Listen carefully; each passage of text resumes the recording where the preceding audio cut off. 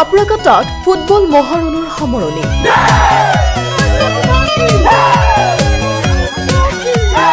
ক্ৰিয়াই আনিব প্ৰগতি সৃষ্টি কৰিব সমন্বয়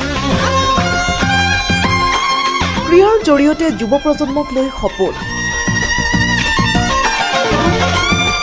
বঙাইগাঁৱৰ চাপৰাকাটাৰ চূড়ান্ত খেল মুকলি অৰূপ দেৰ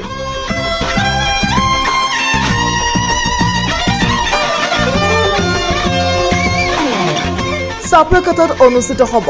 দিবনৈক্য ফুটবল টুৰ্ণামেণ্ট ক্ৰিয়াৰ জৰিয়তে সমাজ আৰু যুৱ প্ৰজন্মক আগুৱাই নিয়াৰ সপোন ক্ৰিয়াৰ নৱজাগৰণে আনিব শান্তি প্ৰগতি সমন্বয় বঙাইগাঁও জিলাৰ চাপৰাকাটাত অনুষ্ঠিত হোৱা ক্ৰিয়া মহাৰণৰ সফল সামৰণি পৰিল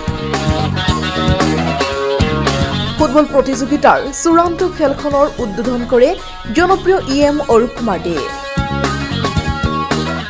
অৰূপ কুমাৰ দেয়ে এই খেলখন উদ্বোধন কৰি ক্ৰিয়াৰ জৰিয়তে এখন নতুন সমাজ গঢ়াৰ কথা কোৱাৰ লগতে ক্ৰিয়াই শাৰীৰিক মানসিক উৎকৰ্ষ সাধন কৰে বুলি মতপোষণ কৰি যুৱক যুৱতীসকলক ক্ৰিয়াৰ জৰিয়তে সুস্বাস্থ্যৱান হৈ সমাজ সেৱা কৰিবলৈ আহ্বান জনায়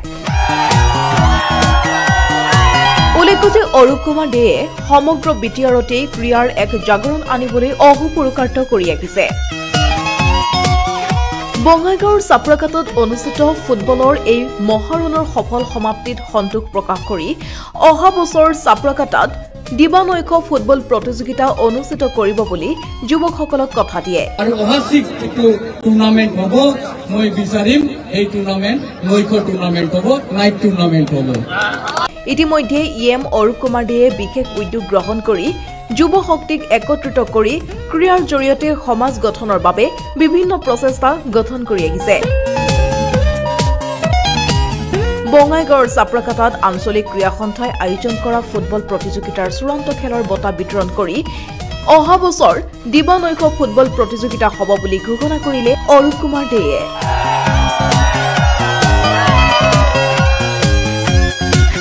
ব্যুৰো ৰিপৰ্ট প্ৰতিবিম্ব লাইভ